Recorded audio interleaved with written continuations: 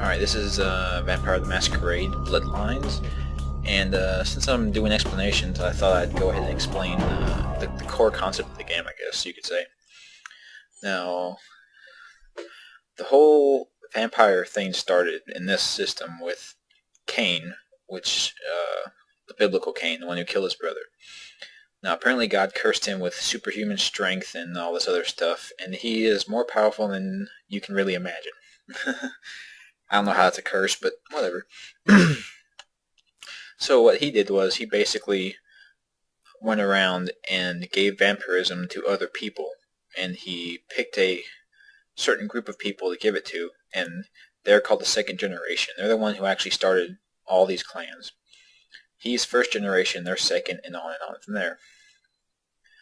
Now, this doesn't have all the vampire clans, like the Sabbat clans aren't here, because they're the bad guys in this game, so they won't let you pick them. And there's a few neutral groups that aren't here either, but I'll explain who's here. Alright, these are the Bruja. These are the rebels and anarchists, pretty much. They are militants almost all the time. They're hardcore militants and very violent as well.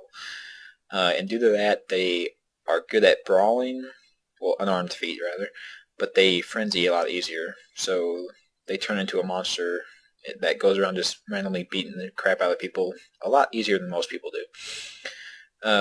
These guys almost always clash with the Ventrue, because the Ventrue are almost the exact opposite of these guys. And, crap, I forget what they get for disciplines. Oh, Celerity lets you move faster. Potence adds to your strength and how much you can, how much brawling and melee power you have. And then they have Presence, which will make those around you less effective against you because they're afraid of you. Alright, next is Gangrel. These are the, well, as you can tell from that. Oh wait, here, I'll show you female Bruja as well.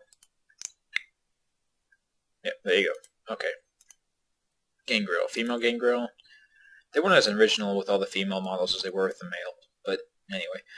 The Gangrels are animalistic, nomadic. They're almost wolf-like creatures, which is why the werewolves get along with them more than any other vampire.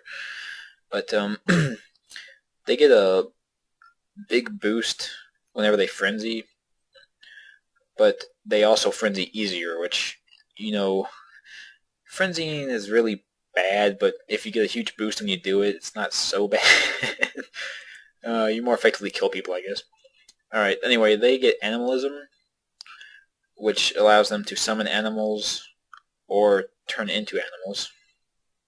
I believe in this, they just summon animals, like wolves. You'll see the sheriff, Magilla Gorilla, as Jack calls him. He uses Spectral Wolf on some guys. And he also uses Pestilence, which is insect swarm, kills people instantly. They get Fortitude, which allows them to soak damage that isn't bashing. Like, let me see. Yeah, it allows them to soak damage that's not bashing, but you have to activate it. In this game, at least. They also get Protean, which is shape-shifting abilities. You grow claws. You get boost to stamina and stuff like that. Just things like that. I think they pretty much have, their claws up to here, and then here you actually change into like a war form. It's like a bat creature thing. You actually fight some of them later on in the game. Malkavians, I'm them. I think I explain them pretty well. She's got a weird boob jiggle. Sorry. They're the crazy ones, but they get insight from their insanity. They know things that other people don't know. Anyway, Nosferatu. These guys are a walking masquerade violation. And you can see why. Look how freakish they are. See, he's got like bulges all over him where he's got disease on him, and he just looks freakish. The female doesn't look any better. See, she looks even worse. Because of that, they can never have a seduction skill. It's actually 0. No other vampire has a 0 seduction skill, but they do. They have to stay in the sewers pretty much, because if people see them, they are a masquerade violation, as I said. And but they get boost to they get obfuscate, so that's good for them, and they get extra nourishment from rats, which is actually helpful. And they get animalism as well, obfuscate, and potence, which I think I've talked about all these. So, obfuscate is hiding. For the Malkavians, they get dementation. Dementation makes people go crazy. And Auspex allows you to see people's auras through walls and stuff, so you can kind of spy on people. It's like having infravision, I guess. Yeah, I talked about the Nosferatu enough. Toreadors, I always consider these the pretty people, like the pretty preppy people. They're all artsy and stuff. And because of that, they get boosted seduction and stuff like that. But they also lose and gain humanity easier, because they're in touch with humanity more. They're the most likely to pass for human beings among the vampire society, which is really weird for vampires. Most vampires can't even pull off anything like that. And they have no new disciplines, so I don't need to really discuss that. I hate Toreadors. I'll let you know that right now. Okay, Tremors. These are the wizards of the vampire community, and most vampires hate them. And that's because of how their clan started. Their clan didn't start like the other ones did. What they did was, whenever they were being made, it was originally a circle of very powerful human wizards. They captured the second generation of another clan, which I can't remember which one. I don't think it ever tells you in the book. But they captured a second generation, which was the leader, the starter of one of the other clans, and they did a magic ritual on him to kill him, but they all became vampires like that. So most vampires don't like them because they did that. And because they are the only ones who have thaumaturgy, which is blood magic. They get things like blood purge, where it makes people vomit up blood, which causes damage, of course. They get damage shields from blood. They shoot blood out and drain blood from people with that. And they make do blood boil when someone explodes because their blood boiled inside their body. So they're really effective in combat because of that. So they are physically weak. They can't have any physical attribute above 4. And they don't get any real boost besides having thaumaturgy, which is enough of a boost, believe me.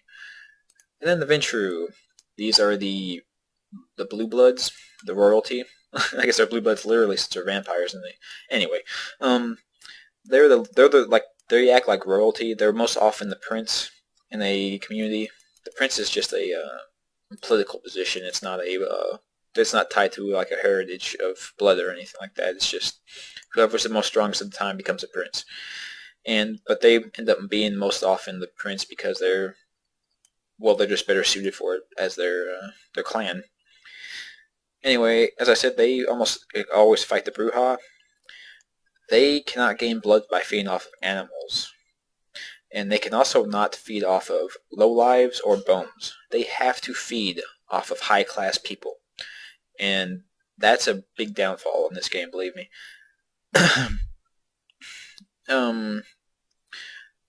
Anyway, in the game, you pick a group of people that you exclusively have to feed off of. But in this one, they just do this.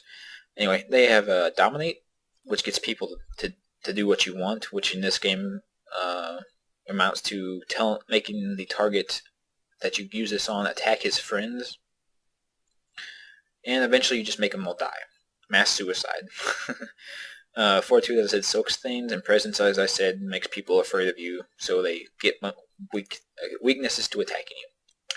I didn't show the female for that. Or for the Tremere. Yeah, they're the goths too. Tremers are most often goths. Anyway, that should be all of them. If you have any more questions, you can just post it in the thread.